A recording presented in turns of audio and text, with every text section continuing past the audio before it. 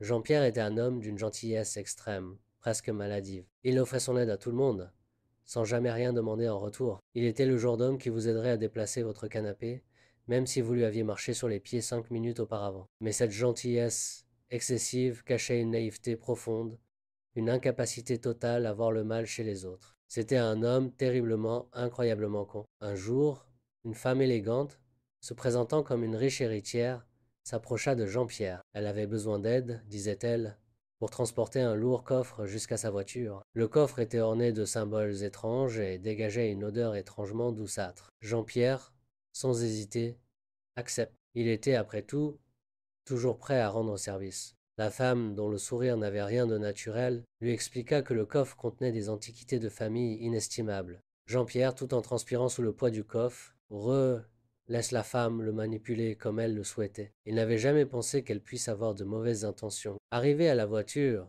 une vieille berline déglinguée qui ne ressemblait en rien à un véhicule de riche héritière, la femme remercia Jean-Pierre chaleureusement et s'enfuit à toute vitesse. Jean-Pierre, soulagé d'avoir enfin posé le coffre, constata qu'il était terriblement fatigué. Plus tard, en regardant les informations, il découvrit que la police recherchait une femme ayant volé de précieux artefacts dans un musée. Sur l'écran, une photo de la femme lui sauta aux yeux. C'était elle, et le coffre, il contenait probablement les artefacts volés. Jean-Pierre réalisa enfin l'ampleur de sa naïveté. Il était un homme très gentil, mais aussi très très con. La gentillesse, pensa-t-il, n'était pas toujours une vertu, surtout lorsqu'elle était aveugle. Il appela la police expliquant tout, la honte le rongeait. Malgré les conséquences de sa bonté mal placée, Jean-Pierre resta fidèle à sa nature. Il apprit cependant à être plus vigilant, à discerner le vrai du faux, la gentillesse sincère de la manipulation. Il continua à aider les autres, mais avec une prudence nouvelle, un soupçon de méfiance qui ne gâchait en rien sa générosité innée. Il était toujours très gentil, mais il était un peu moins con.